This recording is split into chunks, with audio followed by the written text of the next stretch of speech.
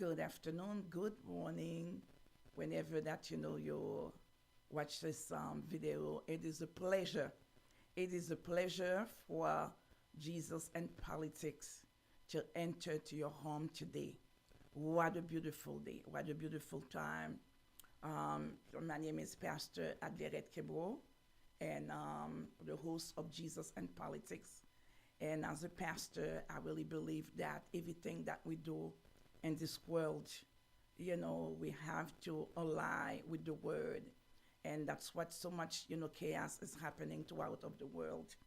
But today, it is a great day for me. It is a great, time for me because I do have a great woman. I do have a great professor that wrote an excellent book.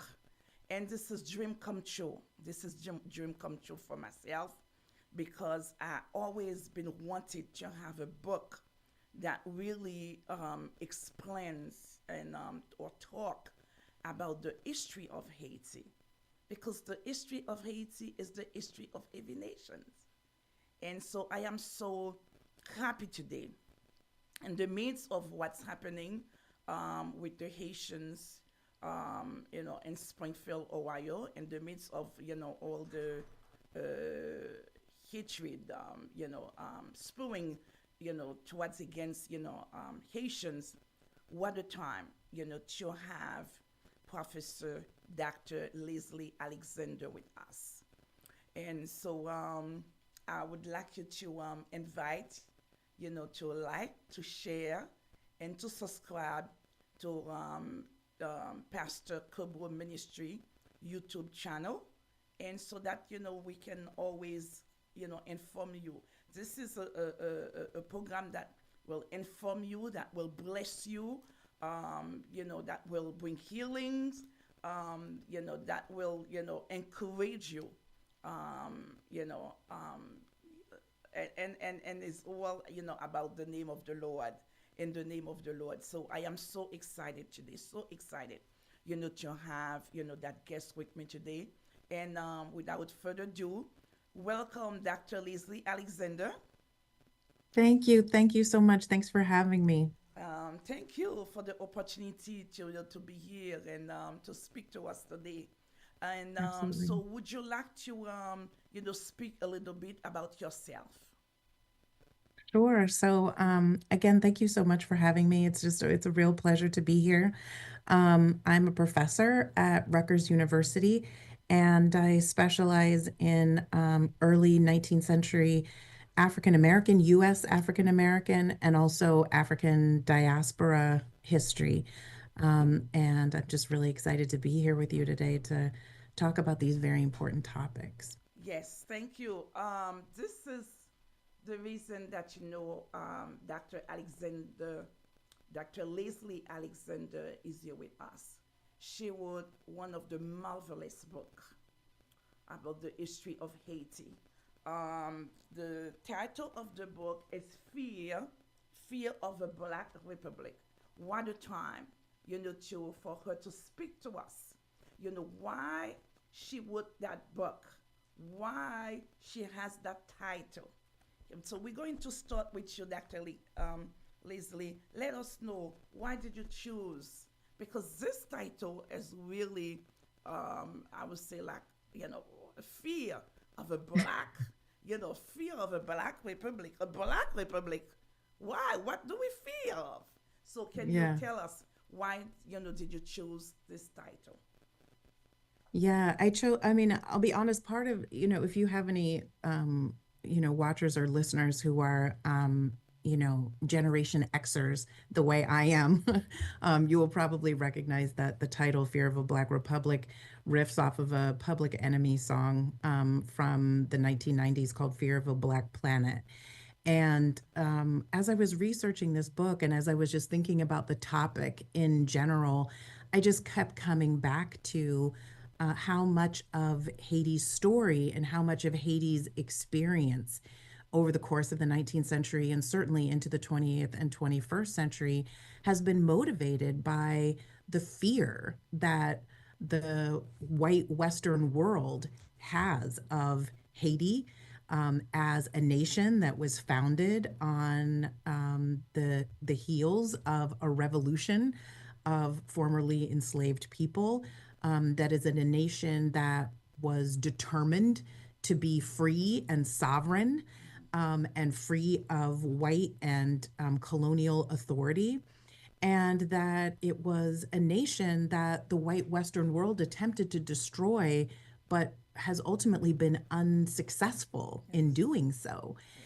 And that so much of the way that the white Western world has treated Haiti has been driven by fear. I just kept coming back to that theme. And because I was a Public Enemy fan back in the day, it just kept making me think of fear of a black planet, fear of what that song and what that album was really trying to articulate was what happens when white people fear a world in which Black people live on free, equal, independent, sovereign terms, and the lengths that the white Western world is willing to go to crush any efforts toward Black sovereignty.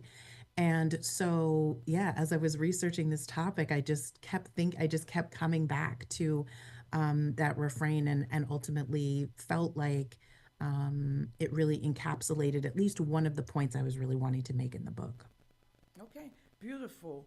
Um, well, on my point of view as a, pastor, I do I'm sometimes I feel like as selfishness, that they will not want a, a small country like Haiti to be sovereign.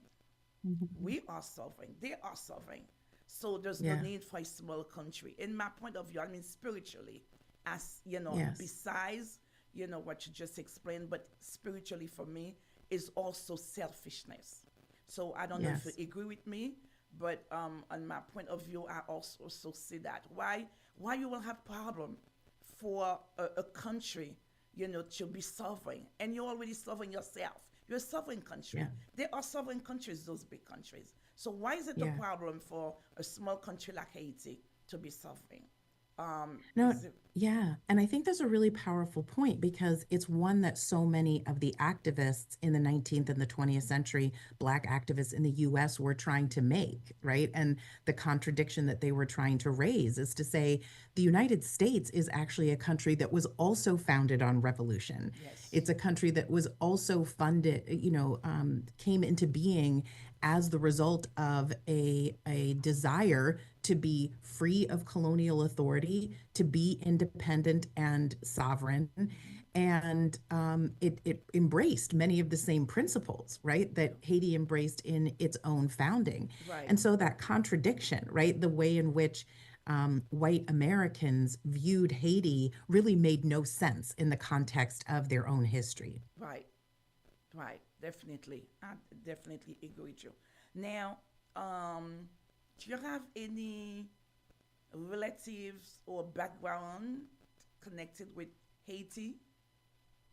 I actually don't. I get this question a lot when I'm interviewed or I speak about the book. It's actually one of the first questions that I often get asked. And I should say, at least as far as I know, I don't. We've been able to, I think this is one of the legacies of slavery, right? That as people of African descent, we often don't know Mm-hmm. the deep histories of where our people come from. And the farthest back we've been able to trace our Black ancestors is to the 1830s. And so who knows where they came from before that. Right. But as far as I know, I don't have any Haitian relatives or any Haitian ancestry. And it's actually, I started thinking about the fact that I always got asked that question. And to me, I started to realize, this is a very profound question because to me, what it reflects is that I feel like sometimes underlying the question, there's a deeper question, which is if you are not a person of Haitian descent, why is this a story that you care about? Right. Right. That's exactly right? the Like, reason that, why do you care? many You know, people and will it's interesting ask. because I feel like a lot of times the question comes from Haitians or Haitian Americans who are wanting to know why, as a Black person in the United States, I care. um, and, you know, my response to the question under the question is, why wouldn't I care? That's right. Right? Like when we understand Haiti's history and we understand its significance to the global Black freedom struggle, why wouldn't all Black people across the globe care about Haiti's history and I think going forward, Haiti's future, right? Haiti's destiny. And in a way, that's part of why I became so passionate about writing this book is that I wanted to show that in the 19th century, Black people in the United States actually cared deeply about Haiti. Yes. And Haiti was central Yes. to their vision Mm-hmm. of what Black liberation and Black freedom had the capacity to look like. Mm-hmm. And so, you know, what I always say is if people had the capacity to think that way and imagine that way in the 19th century, we certainly can in the 21st century. Definitely. Thank you. And in fact, I was I will say that I was shocked when I read in the book that at some point there were a lot of Black people that were immigrated in Haiti. So I Yes. said, look at that today, Yes. that they telling the Haitian to go back, all kind of racism, and of course, I'm for legal immigrations. But what people don't understand, those Haitians that are here today, they are under TPS. They're not illegal. They're under Yes. TPS. Yes. Now, when I hear people talk about immigration, sending Haitian back, go back, and I said to myself, those people need to read this book because at one Thank you. point, many Black people around the world were immigrated in Haiti. Yes. Yes, absolutely. And I mean, I think it is important for people to understand what Haiti represented symbolically across the world during much of the 19th century. Obviously, the title, Fear of a Black Republic, centers on how the white Western world viewed and responded to Haiti. But what we also have to hold equally dear and highlight to the same degree is the extent to which people of African descent around the world viewed and understood Haiti and Haiti's importance in the 19th century. And it became, as you said, a place, a home Mm-hmm. that Black people around the world flocked to and Mm-hmm. wanted to live. It was the only place in the Western Hemisphere that was a sovereign nation governed by people of African descent. And that gave hope to people all around the world in the battle against slavery, in the battle against white supremacy. And so, yes, you know, we don't have definitive records, but I think between the 1820s and the 1860s, there were somewhere in the range of at least 15 to 20,000 Black people from the United States that migrated from the US to Haiti because they wanted to contribute to making Haiti a successful nation. They wanted to escape the history and the legacy of slavery in the United States. And they believed in Haiti's potential and its capacity as a sovereign nation. Yes, yes. I must tell you that I didn't know. I didn't really know about it until I read your book, because I came here in my teenage, Yeah. years. So and I've been here most of my life. So Hmm. whatever that I studied in Haiti, some, I remember some, I don't remember, but until I read your book, and I said, oh my God, the world needs to hear this.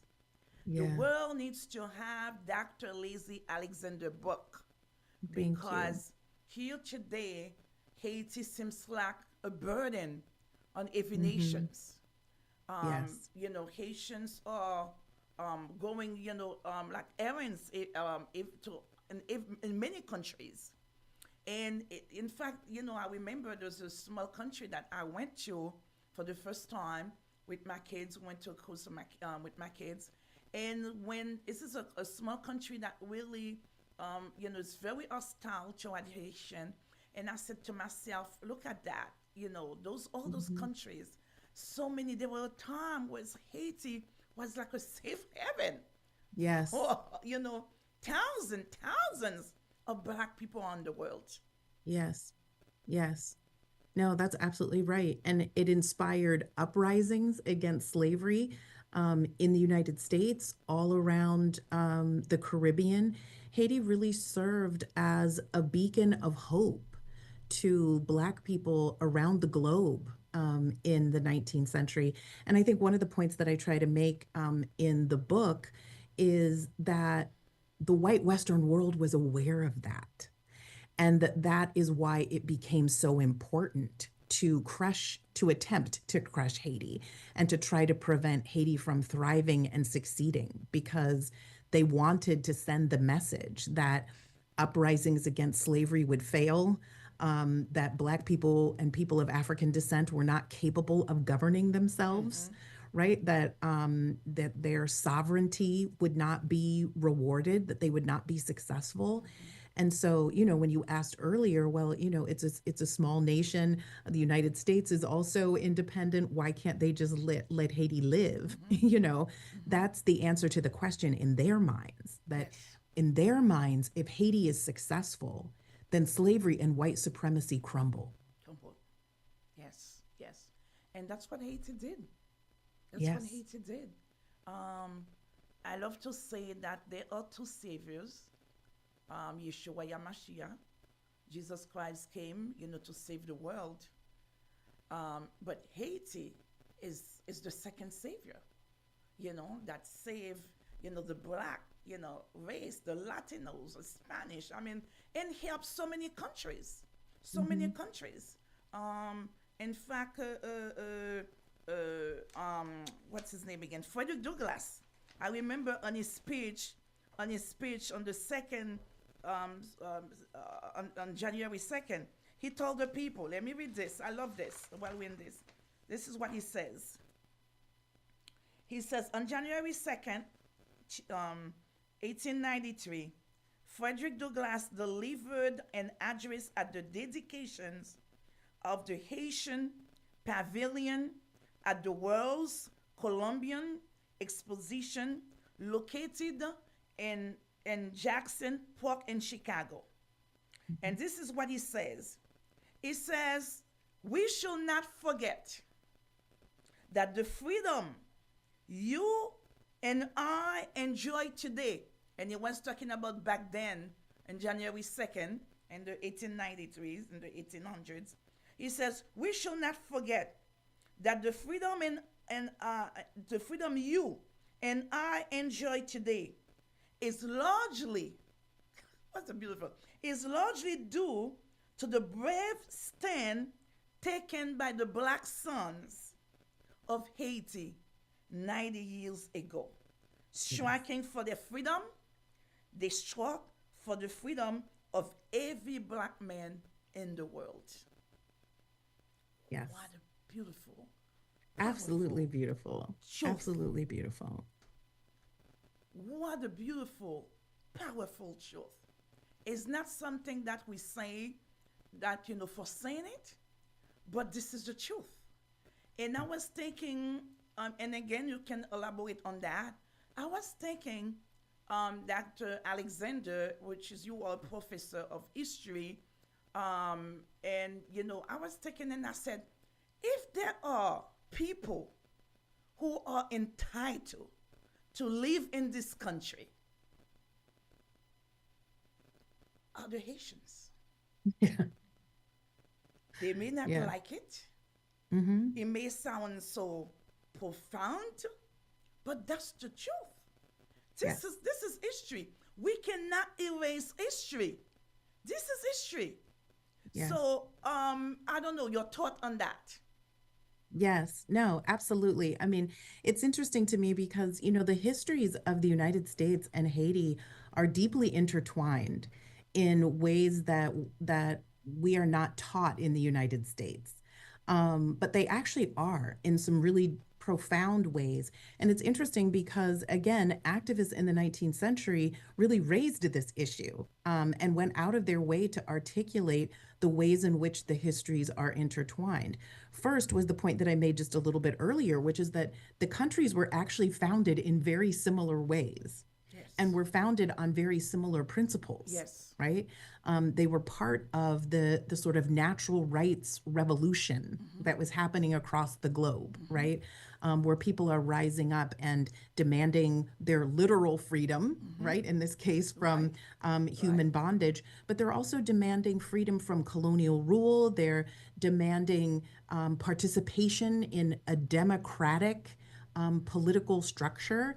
And Haiti, ironically, of all of the nations, the United States, France, and Haiti, that have revolutions during this era, Haiti is actually the nation, if you look at their constitutions, if you look at their founding documents, if you look at the laws and the policies that the three countries implemented following each of their revolutions, Haiti is actually the nation that remained the most true to the Enlightenment, to Enlightenment philosophy, to natural rights ideology, right? That championed things like liberty and justice for all, right? The ideas that the United States claims to have been founded on, Haiti actually lived up to in terms of how the country actually treated its citizens and what it was actually striving to do.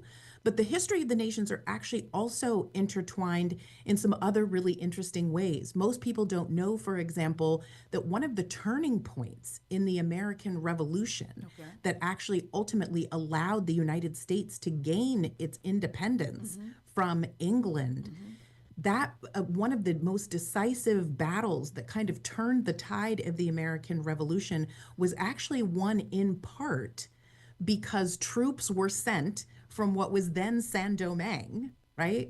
People of color who were sent by the French government to support the troops in the United States.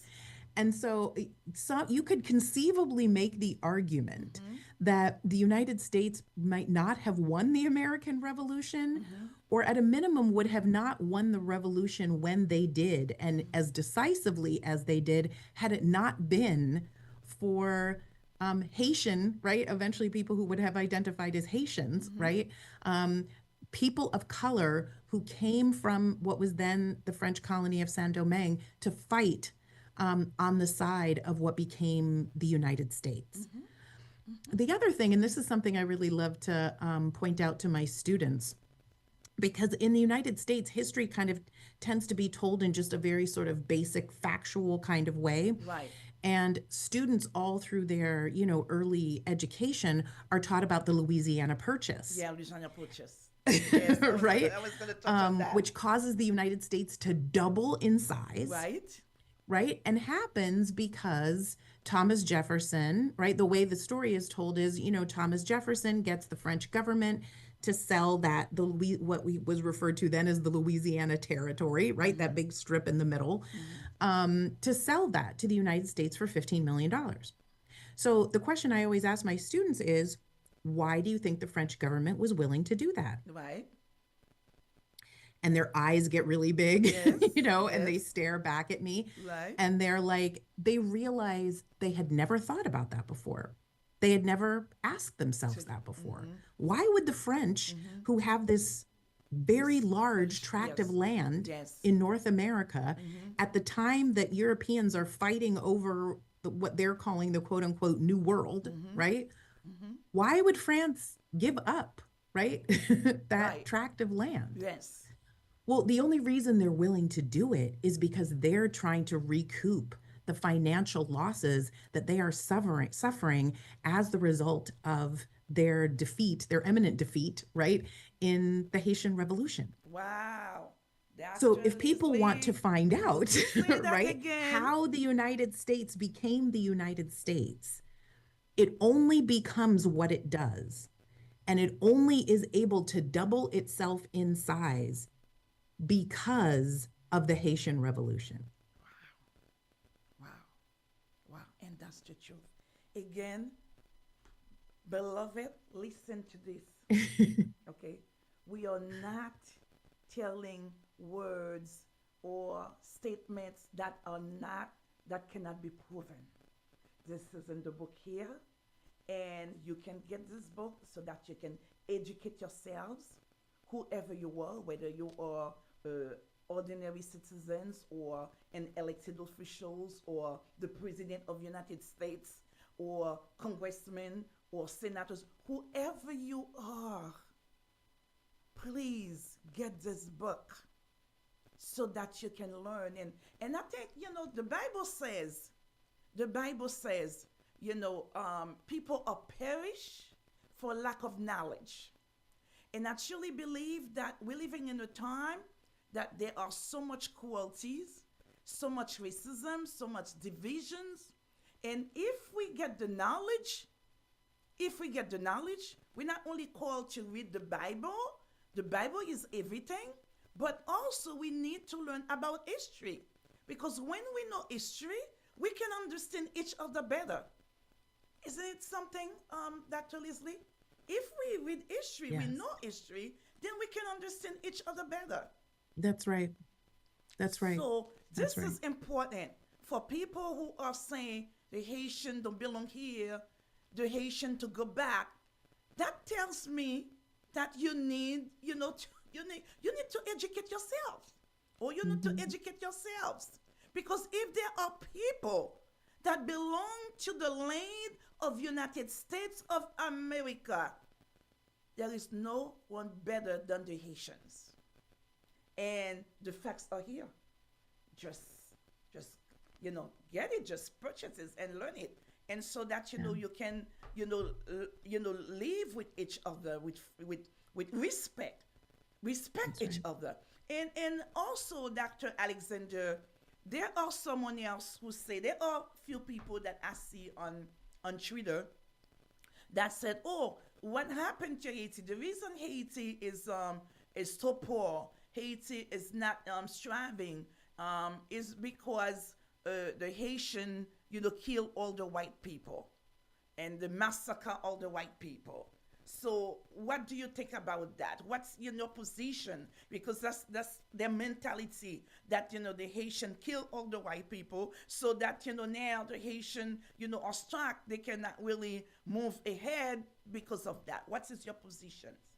As a professor of history, I have to always mention that. I mean, I have probably like a much more fiery response as a human being. But what I will say as a historian is that the facts just simply do not bear that out. And that's really the big point that I was trying to make in this book, is to really kind of chronicle what the history of U.S. foreign policy towards Haiti has been from its Declaration of Independence in 1804 up to the present day. I mean, the bulk of the book focuses on the 19th century, but the last portion of the book really tries to dig deep into what U.S. foreign policy looked like towards Haiti in the 20th and even into the 21st century.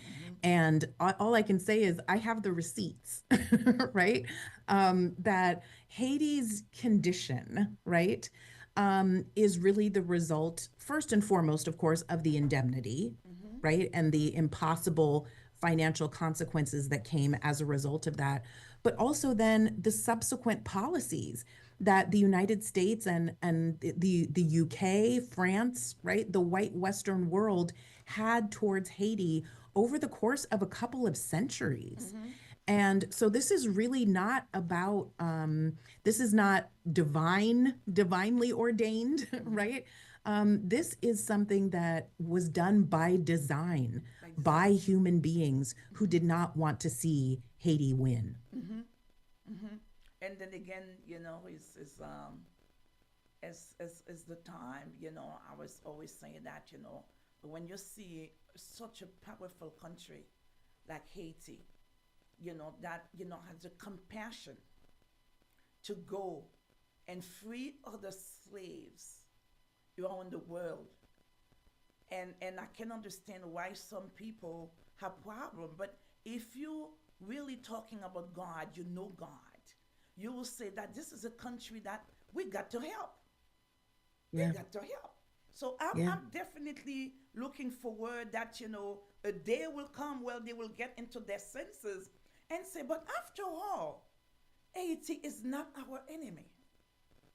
That's Haiti right. is the best country that, we should, should be our, ally. And I will say that Haiti is not only part of America, but Haiti is really part of this land of the United States. Yes. Based on the history. And I tell you, Dr. Lazy Alexander, one of the things that, I am so grateful for is the fact that, I was invited to Brooklyn College at that forum because this is where I got to meet with you because you were talking about, doing an expose of the book. Yeah. And but that forced me, even as a Haitian descendant, because as I said to you, I came here in my teenage years. So I left Haiti. Most of my life I spent here. So it really, really forced me, inspired me to go back and study my history, Yeah. and Oh, also good. read it in light of the Word of God as a pastor. Mm. So definitely is powerful. But the other question I also have for you, Dr. Alexander, is that you mentioned in the book that your mother, you really dedicated this book to your mom, Yeah. and you said, to each chapter your mother was dancing. That's really fascinating, amazing. Your mother was dancing to each chapter. So Yeah. what made her so enthusiastic to dance, while you were writing this book? Yeah, no, it was actually really cute because every time I would finish a draft of a chapter or I would, finish a block of revisions, we would turn on music and dance around the house together to celebrate and to keep me motivated in the process. I have to say part of her enthusiasm comes from the fact that I'm very fortunate to have a mother who is just enthusiastic and supportive about everything I do. Beautiful. But Wow. she's also a person who, like, from a very early age, really like instilled in both my sister and I like a deep and profound commitment to social justice. Hmm. We were raised in a household where we weren't allowed to watch television. Okay. We focused on reading, on educating ourselves, Okay. and every night at dinner as a family, we would sit down around the table and we would discuss what was happening in the world, Wow.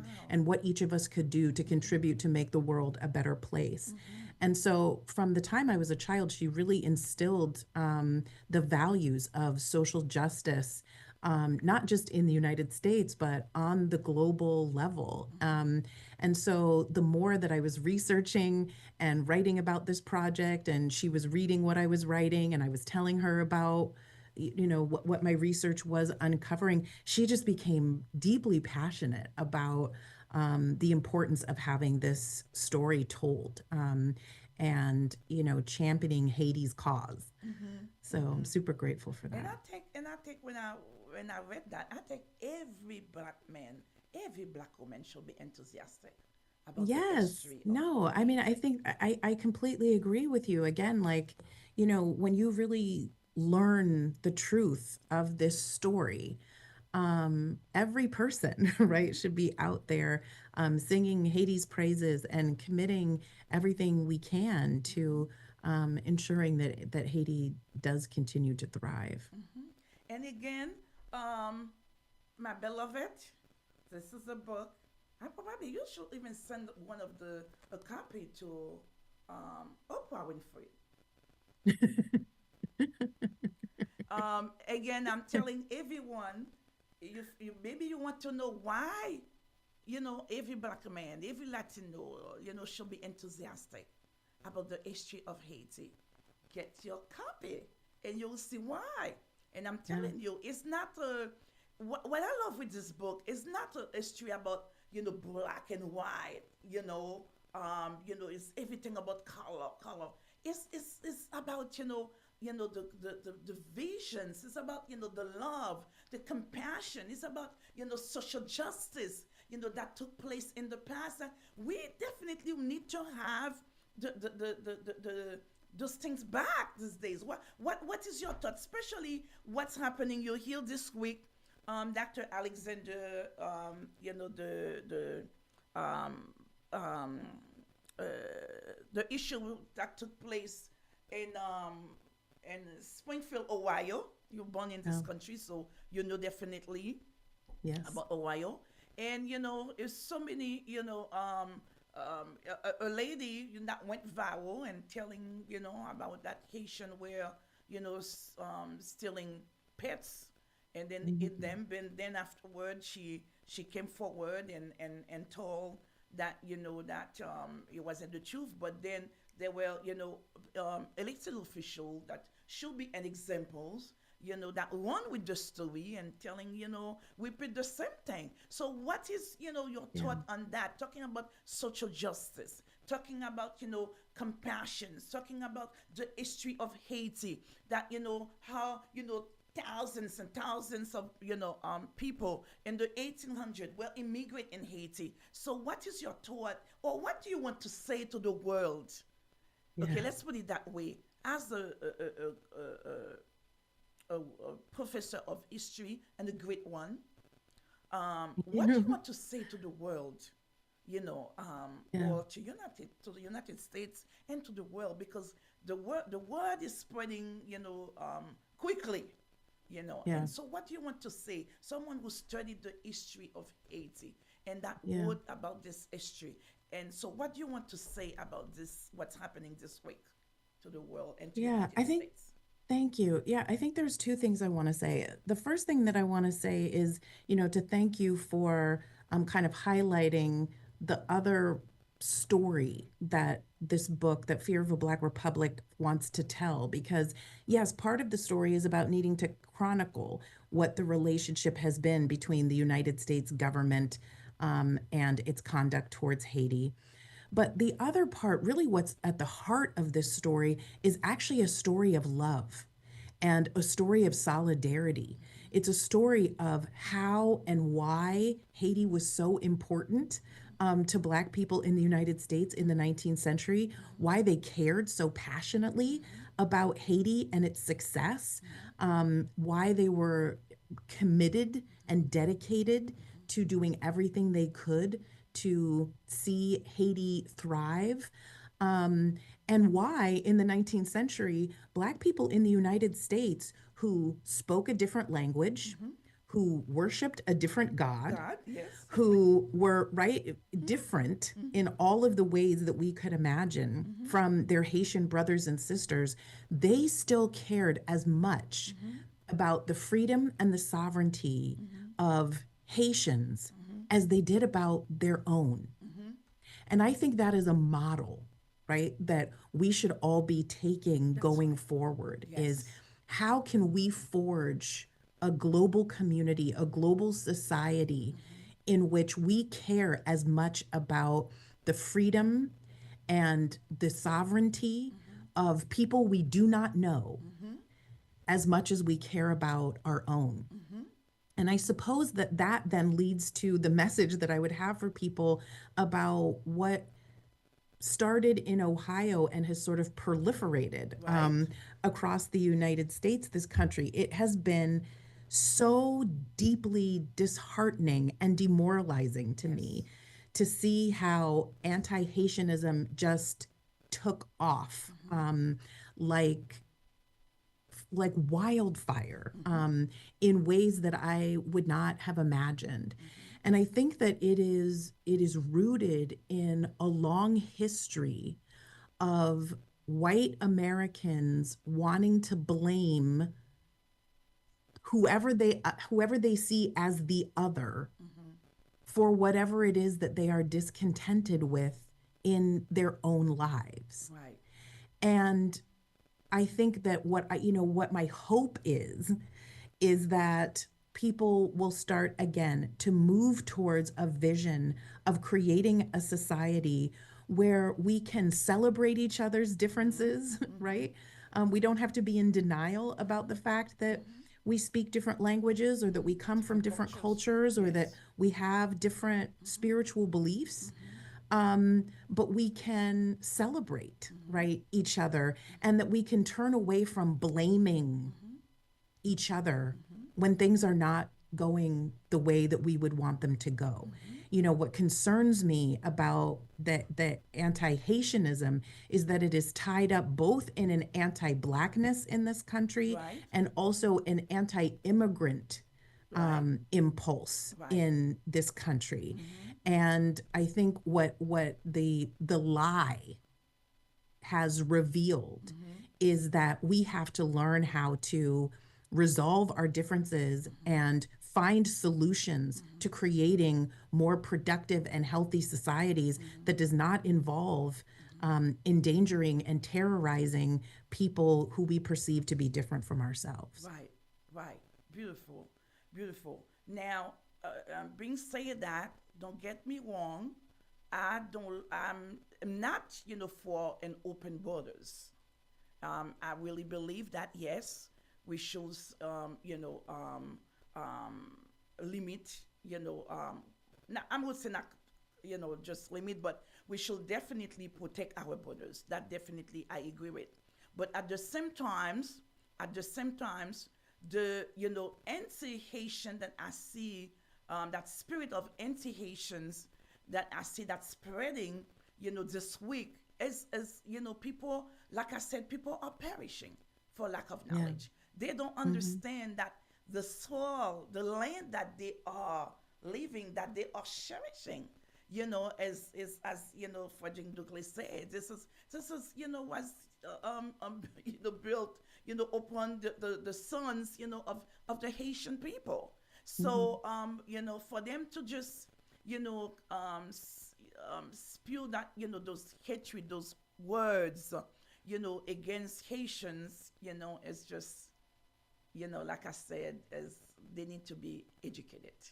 Yes, I agree. And I think, it's another example of why it's useful to ask questions when information is presented to you. So I gave the example earlier of, oh, the Louisiana Purchase, and it's useful to ask yourself, why was France, right, willing to sell that territory? Right. I think when people rage about the numbers of people who are migrating to the United States from Haiti or from other parts of the global South, a question they should ask themselves is why? Why would people leave their homes, Correct. their families, their community, their nation, right? The Yes. place of their birth, their place of their origin? Why would they leave and go somewhere else? Yes.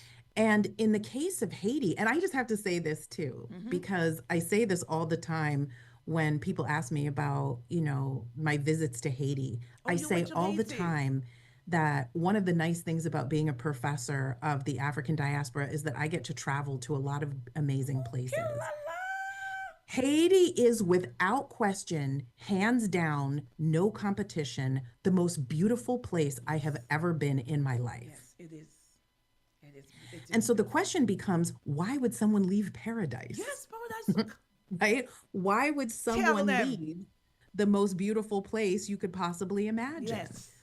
The answer to the question is there is a long history of U.S. foreign policy and in both political and economic manifestations that have fueled the problems that have manifested in Haiti, that then cause people to feel like they need to flee the country for their own self-preservation and survival.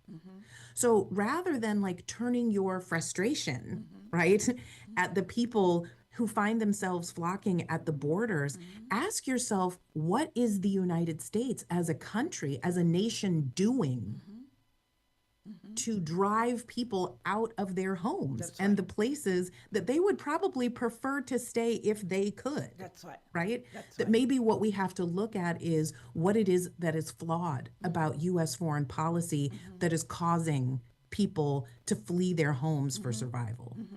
And I think that's extremely important, your point is well taken, Dr. Alexander, especially for this upcoming elections.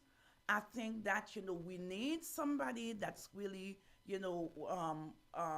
understand the foreign policies, because as you said, if maybe people don't know, never been to Haiti, you are blessed, that you went to Haiti, you have a great professions, and you're good at what you do, just like I'm good at what I do as a pastor, but I can feel it in your spirit. You're good at what you do. They probably never been there. They probably don't know. In fact, I remembered when, it was time for us to leave the country. And that time, my father wanted us to go to study. And my father never wanted us, my sisters and I, to come to the United States. No, that was not my father's choice at all. My father and my mother, they were arguing, when it comes to the place where they want us. My father was looking, for opportunities for us to go to Paris, to France, to study, because my father wanted us to go and study and come back, to Haiti. It was not their plan for them, because my father had a great position, so it wasn't their plan for them to, for us to come and stay here, definitely. And as you said, Haiti is beautiful. The food that we are eating there are real organic food. It's not something that they're telling you, he's organic and he's only 5% organic. No, this is real organic. I can't wait to go back and eat some real fish coming from the sea. Fresh, wonderful, lobsters and seafood from the sea. Those are real organic food. When you eat salads from Haiti, this is real. When you eat vegetables from Haiti, those are real organic food. But of course, I heard things change now. But I know by God's grace that Haiti, will not perish. It will not perish. It definitely, the Lord has a plan. Like it or not, believe it or not, I trust my Lord that the Lord has a plan for Haiti. And of course, people don't know that, Haitian will not want to be here. Many Haitian will not want to be here. But I must give that credit, to President Trump. He says, United States cannot be the police of the world. And I agree. The reason that Haiti, most people leave their countries is the manipulations, what they are doing in those countries to force people to leave their countries to come here. But there is no way a country like Haiti, such a beautiful country like Haiti, on Sundays, it's just like you want to live forever on Sundays, because this is the day that, people go to their, the church and they have a great tables, and if you have the money, you have all kind of food, on Sundays. No, you don't have that life here. In fact, I will tell you, even the life that I had over there, I'm longing to see that life here. I used to go to school, have a chauffeur take me to school. My father has never drove a car. He always have a chauffeur to take him to work and pick him up and drop him home to wherever he's gonna go. It was the same thing for us. But here, I have to, drive my own car. Listen, I will not. That's not life. That is not life. If you want to live life, I definitely, would like you to invite, you to go to Haiti. And I will say, in some places, because Haiti changed now, especially with the violence. And what causes the violence in Haiti? What causes those violence? What causes those gangs to take over the Haiti? What causes that? Haiti doesn't build, doesn't create, doesn't make, weapons. Where are those weapons coming from? Right. And lately they find out that they're coming from this country. Right. So you think that, and why is that? Because definitely Haiti, we know that, if Haiti, is people can live in Haiti, I'm telling you, you will not find Haitian here. Oh, very few. Yeah. Because the country, if you want to live life, real life, I invite you to know Haiti. Not because I'm from there. And thank God, today I'm speaking to someone who's been there, who's someone who read history. This is your field. I'm not talking to someone that just for the sake of, maybe, well, I hear people say, what's there in Haiti? People, it's not like here, people, don't have a life. What's in Haiti? I heard people say those remarks. But I said to myself, that tells me that they need to educate themselves. That's right. So I'm talking to someone today, Dr. Leslie Alexander, professor of history, who traveled many parts around the world, who knows history, that's been to Haiti. So when I tell the world that there is no way Haitian will want to live here or will want to, flee Haiti to come here, you may not want to believe me. You may think that, I'm, blah, blah, blah, blah. But you just heard it from Dr. Leslie Alexander, the author of this book, who went to Haiti and also knows history and would know history and also she teaches history. So That's right. Dr. Alexander, I know that you did say that, by 4:00 you have to leave. And it's already 4. I do. And I know that you do have a lot of things to do.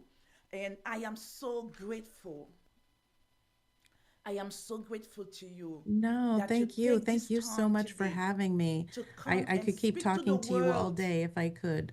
Speak to us, speak to the world, and bring light, to the darkness, to what's happening on, in Springfield, Ohio, and about Haiti. Now, what is your last word before we say au revoir? Yeah, thank you. Just thank you again so much for having me. And I think what I would just say is that precisely what you were just saying a few moments ago, which is that ask questions and educate yourself about what's happening in the world, and particularly the history of Haiti and the Haitian people. When you hear these anti-Haitian, anti-Black, anti-immigrant types of ideas, challenge yourself to ask questions rather than just taking everything at face value. Pick up a book, have a conversation with someone, listen to a conversation, be open to questioning what you thought you knew, and be open to taking in new information so that we can all figure out how to move forward together. Yes, thank you very much. Now, before you go, can you tell? I would like this to be put on the screen, please. The Fear of a Black Republic by Yes. Dr. Leslie Alexander. Now, can you tell the world where to get this book? You can pretty much get this book anywhere books are sold. So you can get it at Barnes and Noble, at Amazon, any major bookseller. It's published by the University of Illinois Press. So you can go to the University of Illinois Press website and find it there as well. But it's available really anywhere books are sold. And I will say to the elected officials, this is a book that they can even buy, for history, to teach history in the schools, whether it's high schools, colleges, the libraries, is a must-have. Il faut avoir ce livre is a must-have. So, Dr. Lizzie Alexander, it was a pleasure. Thank you. Thank you so much. The pleasure was mine. And Politics by Pastor Adlerette Kébreau. Thank you for coming. Merci. Merci beaucoup. And hope to see you, soon. Thank you so much, my sister. Thank you for having me on. I hope to see you again soon. Thank you. Thank you. Okay. Voilà, ladies and gentlemen, this is, our program for today. We were talking about, A Fear of a Black Republic, a book that is written by Dr. Lizzie Alexander. So we had a wonderful conversations, and it's a lot to learn. And if you want to learn more, to know about more and the history and a lot of things to learn is in the book here that you can grab a book for yourself, and you can get it, to the schools, to the colleges, to the universities. You can have it in your library. It's good to have. But very important, the Bible says, love God and love your neighbor as you love yourself. First, you have to love God, you have to love yourself, and you have to love your neighbor. So if we're talking about, Christian, we cannot talk about God and then whatever we do or whatever we say is the contrary of what the Bible says. So if we represent God, we must, represent God in our actions, in everything that we do. As a pastor, I am, asking you today, to, be compassionate.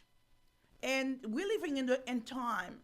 We're living in the end time. But there is nothing like loving your neighbor. In fact, it brings you joy. The money that we have, we work so hard, we're going to leave them. We're going to leave everything in this world. The beautiful homes, the cars, our bank account, everything will be left alone. We've been left behind. But it's what we do that we're going to take with us. So I invite you today to really know Christ as your personal Savior. Love Him. And as you love Him, whatever you say is going to encourage people. It's to be a peacemaker. The world doesn't belong to us. We didn't create the earth. God is the creator of the world. For us to kill each other, to hate each other for things that don't belong to us, it's really terrible. So may the Lord bless you today, and I'll see you next time. Again, this is Jesus and Politics, Pastor Adlerette Kébreau. Bonsoir. You and I have known each other a long time. You may not remember it, but I do. I covered your first campaign for the United States Senate back in 1992. And Governor, I never thought, yes, it's a while ago, I never thought I would ask you a question like this. Is anyone with undocumented status in Ohio, is any legal citizen resident of Ohio eating dogs or cats illegally? Well, Major, this is something that came up on the internet, and the internet can be quite crazy sometimes. And look, the mayor, Mayor Rue of Springfield, says no, there's no truth in that. They have no evidence of that at all. So I think we go with what the mayor says. He knows his city.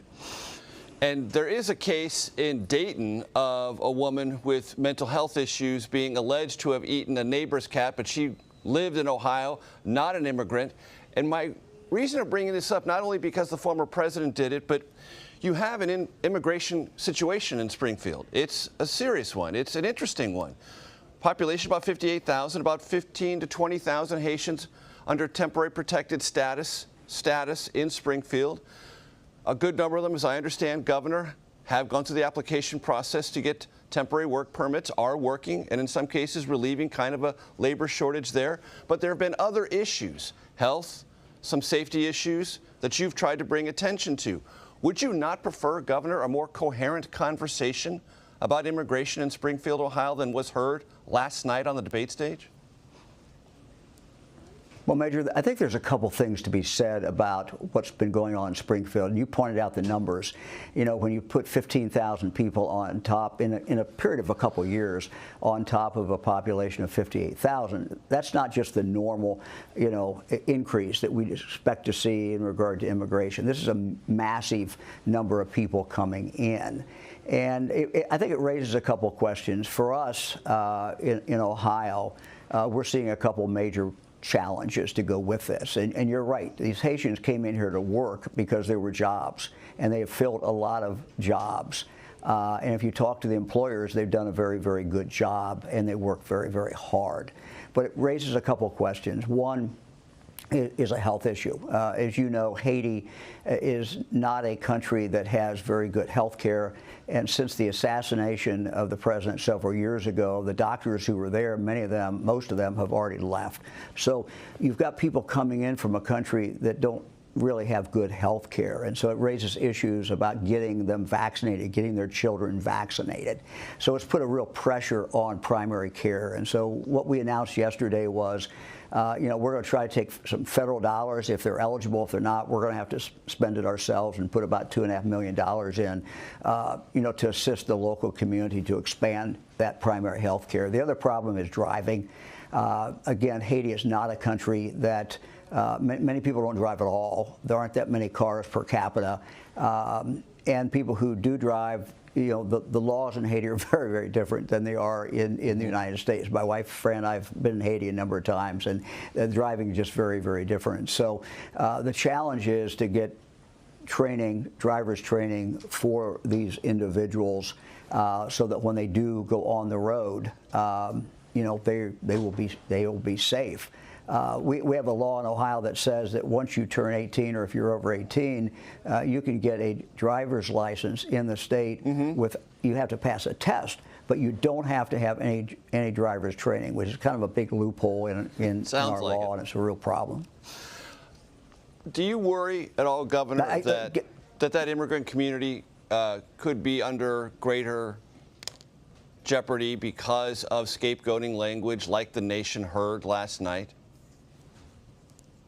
I think as I talk to the people in Springfield, they're concerned about the issues that I just talked about. But they will tell me these Haitians are working very hard. You know, they're trying to provide for their families. But what the people of Springfield are saying is it's just been so many people come in. It's not what we normally would expect. And frankly, Major, I think the federal government has to start looking at places like this and treat it like you would a natural disaster. If we have a natural disaster in Ohio, we call the federal government, they come in and they do an assessment. And if they think that we don't have the resources in the community or the state to take care of that, then there is help provided. I think we need something like that in regard to when we have real big surges like we've seen in Springfield of immigrants coming in over a relatively short period of time. Broadly That's really speaking, what we should have. We should have that kind of help from the federal government.